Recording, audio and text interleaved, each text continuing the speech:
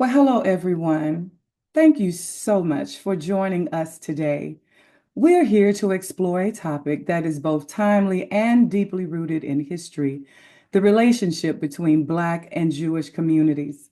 This conversation is an important one, particularly as we celebrate Black History Month, a time when we reflect on the shared struggles, triumphs, and contributions of Black Americans. But it's also a time to consider how we can work together across communities to continue building a more just and equitable society. For centuries, both Black and Jewish people have faced persecution, discrimination, and the fight for civil rights. Our histories are intertwined in powerful ways, from the civil rights movement, where Jewish activists stood alongside Black leaders in the struggle for equality, to the shared experiences of racism and oppression. Yet, despite these common experiences, there have also been misunderstandings and tension between our communities. Today, we come together not to erase these complexities, but to acknowledge them and learn from them and explore ways to move forward in unity. We're going to look at how both communities have fought for justice, whether it's combating anti-Semitism or fighting against systemic racism, and how, through our shared experiences, we can find common ground to build stronger, more meaningful alliances. And so, the purpose of our discussion today is not to simplify the challenges or gloss over the difficult conversations that we must have. Instead, we aim to listen to our guests, to understand, and to inspire action. And I am so honored to have with us on today a very, very special lady. And her name is Senator Tonya Peterson Anderson. Senator Anderson is an American pastor and politician who serves in the Georgia State Senate. She previously served in the Georgia House of Representatives from 2013 to 2015. And oh my goodness, she is the president of the National Organization of Black Elected Legislative Women, which is known as NOBEL. And she is a member of the Georgia Israel Legislative Caucus. And I am so honored that she would take the time to be with us today. She's going to share some amazing insight. And so please give a warm welcome to Senator Tonya Anderson. Well, hello, Senator. How are you? Hello, I am well. How are you, Lady Plumber? Oh, I'm so good. It's so good to see you. I tell you, I So good told to you right see before you. we came on that you just make my heart rejoice. Every time I see you, I just get happy. And I'm just so grateful that you taking the time to be with us on today and talk about this important conversation. Absolutely, absolutely. It is my honor. I am so excited to have received the invitation and to be here with you today is just amazing, and I'm honored.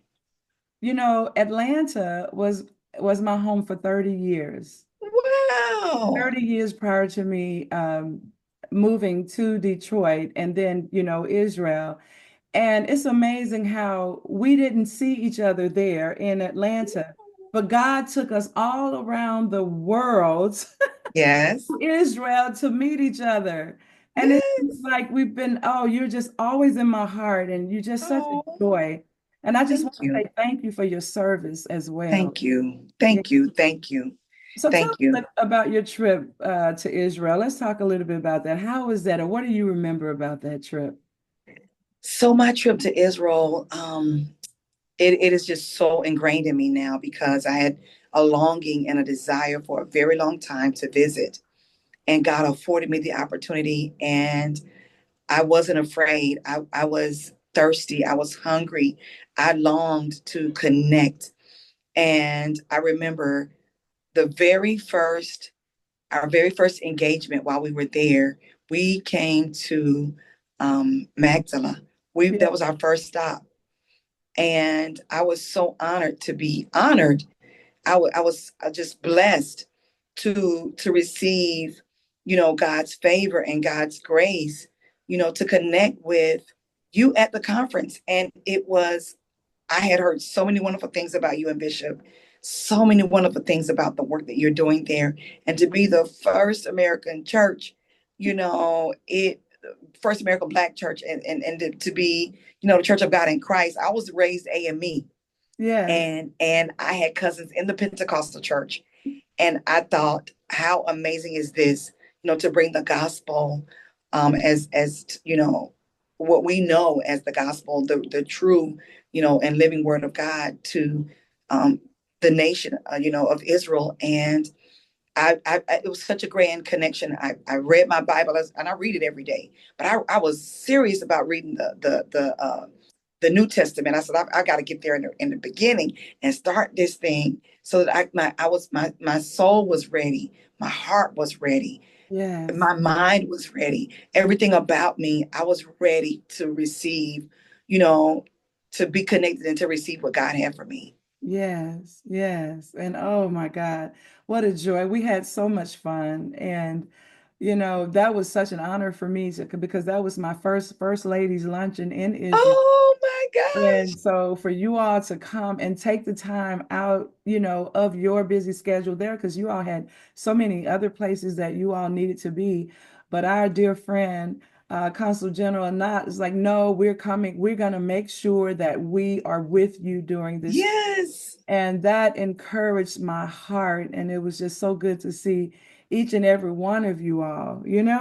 Yes, It it was good. was. And I'm grateful for the fact that, God allowed me to connect to her, to you, Yeah, to so many people who are on the same path of, you know, making sure that the relations, and the relationship is built so yeah, that, we understand that we're not going to be, um, you know, unfamiliar with the history of who we are. yes, yes, absolutely, absolutely. And that's why, we're together today.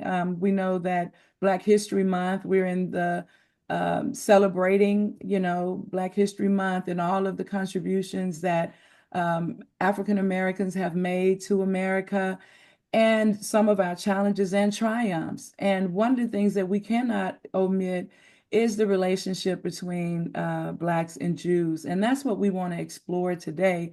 So I just want to get your insight on a couple of topics today that I think that you can definitely share some insight and just encourage, the relationship building process between Blacks and Jews. So the first thing I want to talk about is the historical connections and shared struggles. Both Black and Jewish communities have long histories of struggle against oppression. How would you say these shared experiences have shaped the relationship between the two groups, both historically and today?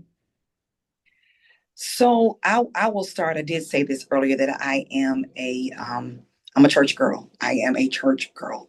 So Sunday school, Bible stories, just everything about that is foundational for me. Mhm. And then I am retired from the United States Air Force Reserve. And the last 12 years of my 22-year career, I served as a chaplain's assistant. And so, what that means is for churchy folk, that means that I was the pastor's armor bearer. So, I was a chaplain's armor bearer. I had to learn every religion um, that is identified in the armed forces, the top five, rather, in the Air Force. And Judaism was one. Once I learned, I was connected to a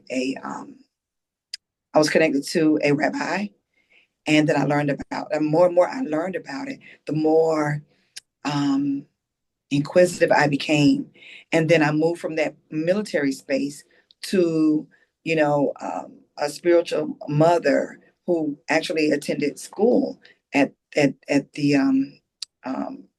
at an institute, and it just everything about the Jewish relation with Black people, but just became more and more real to me. And then learning like where we really came from even despite the untrue stories that we were told, and growing up and learning, about who we are and the connection, more and more it made me so much more inquisitive. And so the connection for me was a natural one. It was a natural connection because I knew that I had connected with, you know, with with like hearts and minds. I knew I had connected. And so I was overly excited and overjoyed about how does this really connect. And the more that I was exposed and educated, the more I said yes, Yeah. yes, yes, Yeah. yes. So when we formed, and I actually am a co-founder of the caucus, Wow. of the Georgia Israel Caucus, legislative caucus. And so when I was asked to do that, it was so natural for me that I said, yes, we Mm. are going to make the connection. And so I think even with the struggles, God reminded me the other day, Lady Plummer, that um, where we are politically, where we are the climate, that it is parallel. It is parallel. And to be in Israel and to see the places that, Jesus traveled, to see the places that where people live and how he's reminding me the other day that it is so parallel, that we are about to experience a miraculous move of God in government, in the Black community, in the Jewish community. We are going to experience a miraculous move of God, so much to the point that we are going to say, yes, he is the same yesterday, today, and forevermore. Yes, he is Jehovah Jireh, Yeah. Nisi. All of those things that he was named in the Bible by Yeah. by by Abraham, and by Isaac, and by Jacob, by Moses, everyone who gave him a Jehovah name. We are going to experience it like never before, because God is a man that cannot lie, and he's a man who keeps his word. He is going to manifest his power through us, in us, for us, because Yes. he is for us. He is Yeah. for us, Yeah. just as he was. And the story that I'm reminded of so much, and I don't want to take too much time, but the story that I'm reminded of, Lady Plummer, is Hmm. the story of the Israelites being chased, being absolutely run down, and they Yeah. had nowhere to go, and they Mm. ran to the water, and Mm. the water was too much to drink. My sister said the water is too much to drink. Yeah. It was too wide, too far to swim in. But what did God do? He parted it. He parted it and allowed them Yeah. to walk through. And the miraculous move of God that will Yeah. happen for his people. We Yeah. are parallel right now. We are Mm. parallel, Lady Plummer. Oh my goodness. Oh, that is so good and so refreshing. I love that. You said it was too much water to drink and it was too far to swim. So God had to part Oh it, my God. allow them to walk on dry ground, and also to make sure that as they entered in and they came to the other side, that their enemies were swallowed, to be known never again. Never again. He said you will never see them anymore. And Never so again. it whether it's in the natural or in the spiritual, it will happen for us. Can you share some examples of solidarity between Black and Jewish leaders or communities, especially, in Atlanta, we had many events historically that happened between Blacks and Jews and Jewish leaders and communities that during the Civil Rights Movement. What examples do you think of? I think of where we are now, with the Civil Rights Act, Voting Rights Act. We had, members who marched from Selma to Montgomery, who were, Jewish leaders. They've stood with us in history and in time. We just recently, I the African American Museum of History in Atlanta.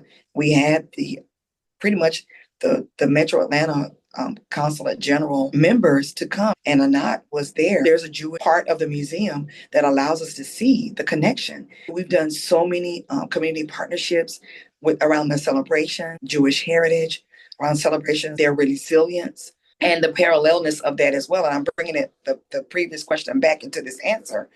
The parallel of being persecuted. We've been intentional about it. God reminds us in his word that you might want to be friends with Israel. That's the paraphrase part of it. You may want to be their friend because they are my chosen. They are my prized possession. Those of us who know the word, who live the word, we have to make sure that we help others understand the word. And so it's just been so many different occasions that, time after time, those who are the heart of God. It may seem like, we're persecuted the most, but he loves us.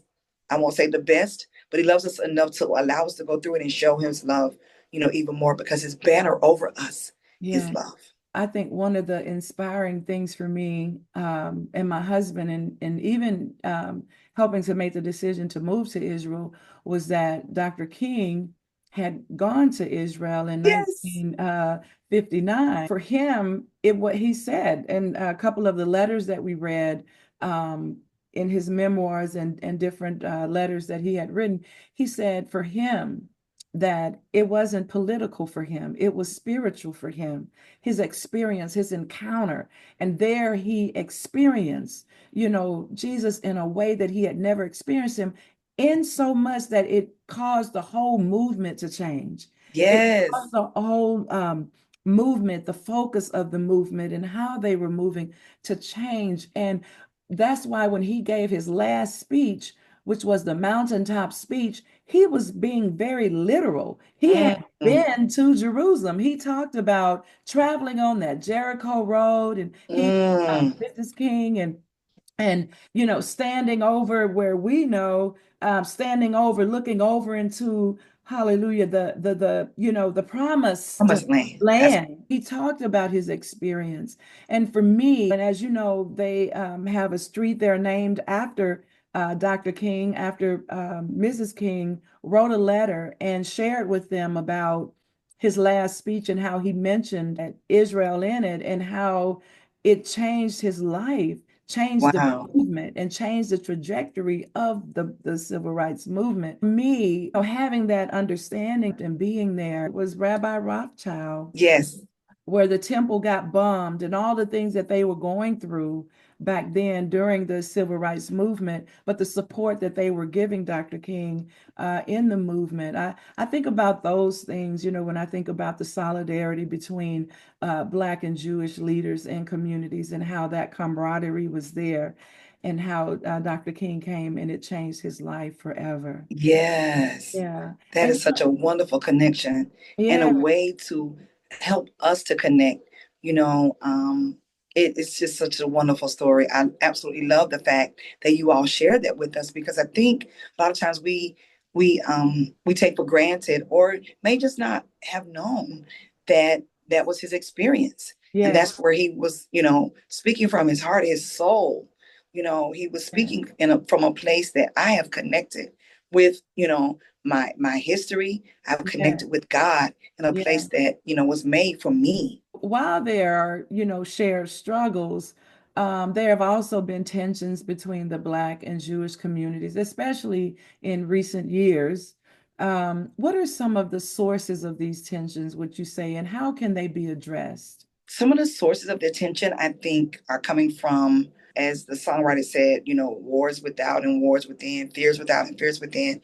It comes from, people wanting to be heard from a different perspective, Mhm. and finding the right ear to drop the message in, and it gets a little tainted and a little off base. So a lot of the tension has come from, outsiders, I would say, not necessarily people who are from Israel, but from people who don't who have not understood where, not necessarily where they fit, but where they fit, Right. wanting to fit and not understanding where they fit.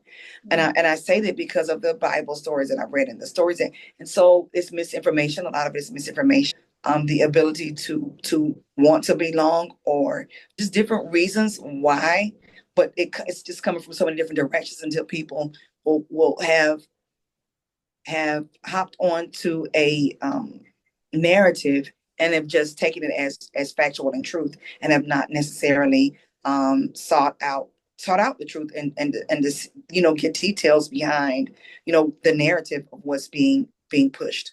Absolutely. And what role would you say media kind of play, or the portrayal of both communities, play in fueling division or tensions, and how can we combat that narrative?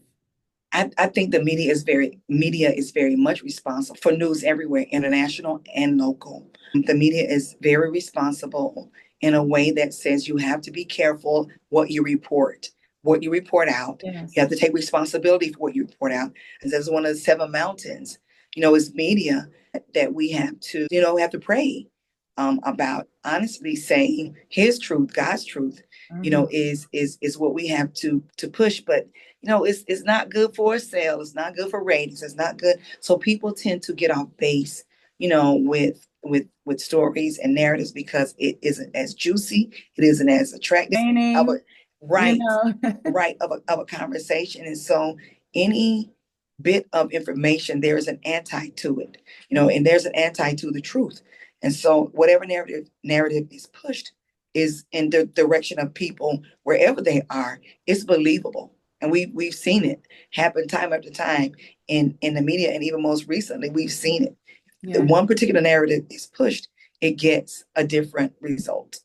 And so absolutely. I think the media has played a role, and I just think it is time that we, not just speak the truth, but we show it in our actions. Mm. Yes, absolutely, absolutely.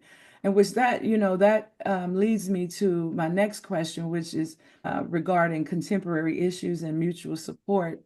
In today's society, both communities are facing unique challenges, such as the rise in anti-Semitism and systemic racism. How can Black and Jewish communities work together to fight these injustices?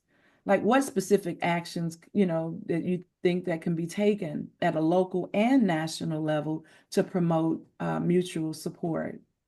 So I will say that I had a conversation with a member of our legislative body, who is Jewish, and I understood the issue immediately. I understood it without reservation. Hmm. So I was one that, said, okay, yeah, I get it. And I said to her, okay, there is misinformation going around. While we're out during this break, have, host, conduct town hall meetings or educational sessions with, get people in different groups, of even just Zoom calls or just, um, you know, appetizers, something, but get people together so that information, this is an educational session around the issue, and this is what it means, and this is how it impacts us, this is how it affects us. And the person failed to do so. She came back to me and said, "You were right. I should have had those meetings." And I said, "Yes, we can't take for granted that people understand our issue, because a lot of people don't." And what I think has happened most recently in the Black community is, hey, we fought with everyone. No one's fighting with us. When are you going to fight with us? When are you going to fight with us? We're on the front line of everyone. You can't. As I heard a young lady say, they want our body, but they don't want our intellect. They want our presence. They want us on the front line, but you got to want our intellect too. And so, Yeah. not saying that as the Jewish people, but those who oppose us, Yes, absolutely. um, right, those who oppose us, and we have to understand and stick together and not have the infighting, but the educational piece of it, the Yeah. ability to say, "Hey, I understand what you're saying," or maybe I don't understand. Help me to understand, and even though I don't understand, I empathize with you, Mm. because that's what I would want. That's what I would need. And Yeah. so one narrative shouldn't push the other, but we have to support each other and find that common ground to have the conversation and then move forward with, okay, we're here for each other. And Yeah. we have to make that decision. We have to make it quickly, because there is a a desire to keep people separate. And it's happened in the Black community for so long. It's happened in the Jewish community as well. Yeah. Like theirs was, serious Holocaust. Ours was, enslaving us and removing us, stripping us away from our beautiful Africa and bringing us here. Not that, not right now, that it's bad, but to say that we miss years and years of our heritage and our history being stripped of our names and our, just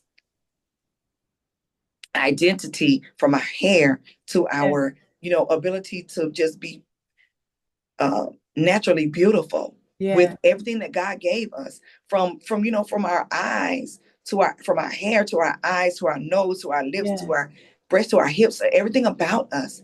And now everybody wants it.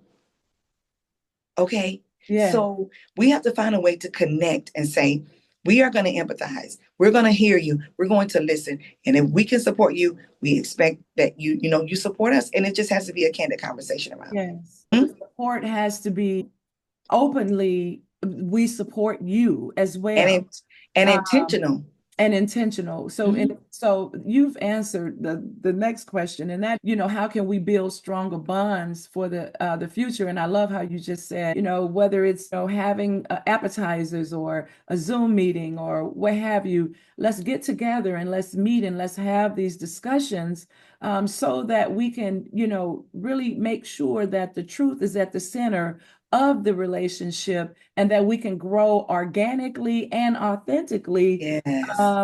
in our relationship so that we both understand the value in both people groups and that we can rekindle that relationship that we once had, which was strong. Because I believe, back then in Dr. King's day and when they really worked together, I believe that there was a total understanding of why they Yes. were doing what they were doing. They gave each other value.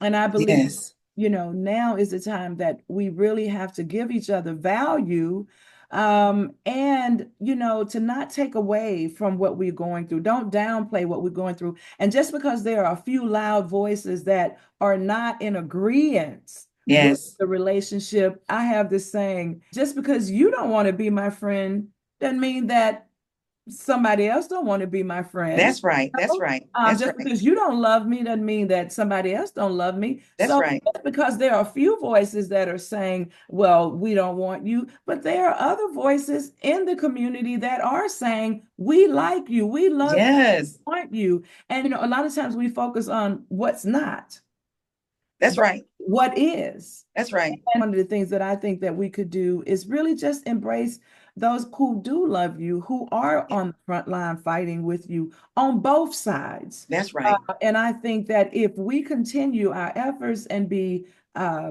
consistent in that, then we can bring about the change, and build stronger bonds that are needed, especially in this hour. And we Yes. can build stronger, collaborative relationships with each other because now more than ever, oh my goodness, we, Yes.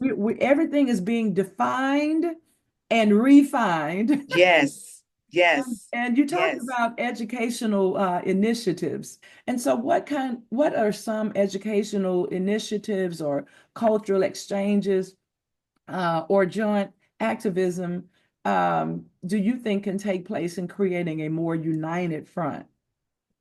I think when you said it initially, you said cultural exchanges. Yes. That is a complete sentence. On every invitation that I get to a Jewish event, I am there.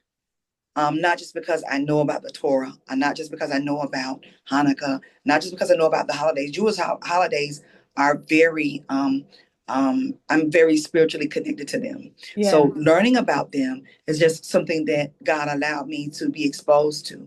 But Hmm. educate those who are connected to me or around me, the cultural exchange has to be intentional. If I say, hey, let's have a Black and Jewish cultural exchange around conversation and Yes. food, Yes. and food is something that gets people, and I so every invitation that I get from Anat, I take it because, and I said this to a group of young people yesterday, young ladies. I said, you can never stop learning as long as you're living. You are in this, you have the ability to learn. Don't ever think that you know more than the person that is speaking, and if you do, you can still learn something. Yes. So I think the cultural exchanges have to happen around food, around dress, around native languages and names. and geography. There has to be a cultural exchange. And each time we get together, as a matter of fact, I really feel this strongly, Lady Plumber. I don't know why, but I do. The cultural exchange thing is just standing out to me. It's just still just resonating with me very loudly in my spiritual ear right now. Yes. And to do so gives us the opportunity to just remove the hate that other people have put there for us that Right. we never knew would divide, or would be an issue. If they hate you and they hate me, then they're the common denominator in this hate thing. We're not. We never came to each Absolutely. other in that way. We never came to each other to say, hey, the differences have been made for us. And so it's our responsibility to now reverse that and say we are going to be intentional about cultural exchange. And when what happened is when we do that, it's like the highway that was divided between the community is now we've knocked it down and we planted grass, and now it is an open space for us to meet and to exchange in love, in empathy, and in strength. Yes, yes. Oh, that's so good. Actually, that's one of my focuses in cultures to understand, especially Black and Jewish culture. I think one of the things that I found, being there is that they don't know who we are as Black Americans. They don't know our culture. And one of the things that I found while being in Israel is that you are identified by your culture. So Yes. if I can't identify you, Where do you I go? can't, come on, then I can't locate you. Yes. So it comes with understanding. And I was so blessed to be able to go into the schools and teach about our music and teach, Amen. songs and, Negro spirituals and, share our history and they find it so amazing. And I think that we need to do that on a global front. How can we Mhm. get women, Black women, involved in helping to build, these relationships? And is that vital? Is that important for us as Black women to get involved with building these relationships? And why do you think so? I think so, because we are by nature nurturers. I think we connect easily to other women. Um, I think that it's especially Black women, we need to take the lead on it, because I don't know that, and I think just people being misinformed and uneducated about us as women in Black women in a white society, that we're misunderstood because we're strong. We're Yeah. bold, we're courageous. Our presence is intimidating sometimes. Our presence is demanding oftentimes. And so we're misunderstood by the fact that our strength and our resilience is threatening to others. And I said that to the young ladies yesterday. I said, if you were not a threat, you wouldn't be the center of attention or attack so much, or even envied. You're envied and you don't even know it. You're Right. envied and you don't even know it. So I think it is incumbent upon us to be intentional about reaching across the aisles. And there are communities to say that we're not the enemy, we're not your enemy. We have to have Yeah. that conversation initially, because I Yeah. also met a Black Jewish woman who had her children in a Black Jewish school, in a Jewish Yeah. school, who are being discriminated against because at this point I know you're Black, I look white, I can fit and pass for white, you can't. And so that conversation that she had was very painful to her, because she thought, hey, I'm in a safe place, and she really, her children were not. So we have to have that candid conversation around, hey, let's help have an understanding of one another. Let this be woman to woman, mother to mother, Yeah. adult to adult. And Yeah. then our children can then see that this is a safe space, Yeah. or a learning environment, to the point that we begin to have mom's day out, or begin to have play dates and Yeah. begin to do those things that build our community strong. And then we can be the conversation, bearers and carriers and starters, when it comes to dispelling the misinformation of the history of both cultures. That sentiment, of understanding, I'm not what you see, but I am what you take the time to get to know. Oh, yes. Yeah. Oh, And yes. yeah, so that was very powerful. Wow, time is just flying. And Oh, so I want to, any final thoughts that you want to share on today with our audience? I believe that when we tell our own story, Mhm. when we are intentional about sharing our narrative, that we silence the voices of the naysayers. Yes. We silence the voices of those who have sought to control us culturally, societally, uh, religiously, those who have sought to control both groups. We take control of the narrative and we tell our own story and we build our communities and then we come together to celebrate. Because what I learned about, gosh, I'm trying to think of the name of every Friday is Shabbat. Shabbat. How could I forget that? Yes. Yes. Every Friday, and for the Black community, it was every Sunday. Yes. Yes. And we've gotten away from it, but they have not. They've Yeah. kept that culture so strong. They've kept that piece of their culture so strong. We have got to get back to doing that. And if we can't learn anything else from them, we can definitely learn that. But I will say that silencing the voices of the naysayers, because whoever makes the loudest noise, as they say, the squeaky wheel gets the oil. The person with the loud, and it can be wrong. Better yet, if you're singing in a choir and the person with the loudest voice, if they sing on the wrong note, everybody's going to turn around and look. Yes. Everybody's going to turn around and look. You Yeah. get the attention of those around you because you're loud. And Hmm. if you're loud, singing loud and on pitch, if you're loud and singing wrong off key, it will be heard. It will be known. So we have to, we as a singer, you already know, lady, Yes. as our generations grow, we have to bring our children with us. As generations expand, we can't forget the history because we will end up in that place and we don't if we don't learn from it. And just being the loudest voice in our communities, the loudest Black people, the loudest Jewish people, the loudest folks who say our history, we meet here. And now Yeah. let's take this path together and Yeah. let's walk together. We're silencing the naysayers, and that's my final word. Let's silence the naysayers. Oh, I love it. Wow. Can you provide any information? Our time is up, and boy, I gotta have you back. But can you provide Absolutely. any information on how the audience can get involved in initiatives related to Black Jewish solidarity or social justice movement? Georgia Israel Caucus, we host events, or even mine, Tonya.Anderson at Senate.ga.gov. For emails, ask me for information. You can sign up for the newsletter and to get information around our Georgia Israel connection and how we celebrate with each other, with one another. And then the social movement piece. There's a Georgia Legislative Black Caucus, of which I'm the immediate past chair. There's also the National Organization of Black Elected Legislative Women. We are on our way to Montgomery for the Selma to Montgomery 60th anniversary of the Voting Rights Act.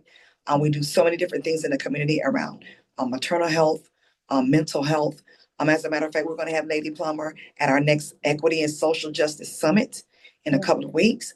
Yeah. And so there's always something out there to behold and to become a part of. And at the end of the day, if you would connect with me, I will keep you connected with our work and how we are getting things done here. Well, I will make sure I put that information down on the screen so that everyone Absolutely. can get it, and to please keep in touch with you and to make sure that we support all that you're doing. Again, thank you for your service. You Oh, serve with absolutely. so much love and so much compassion, and you're just so down to earth. But girl, you are about your business, okay? And we just thank God for you, and we're always praying for you. Thank you. We look forward to doing more with you and having you back here Thank on you. Lifestyles to share. So Thank you God so much. It bless has been my honor and privilege and the absolute God pleasure to be here with you this afternoon. you. Amen.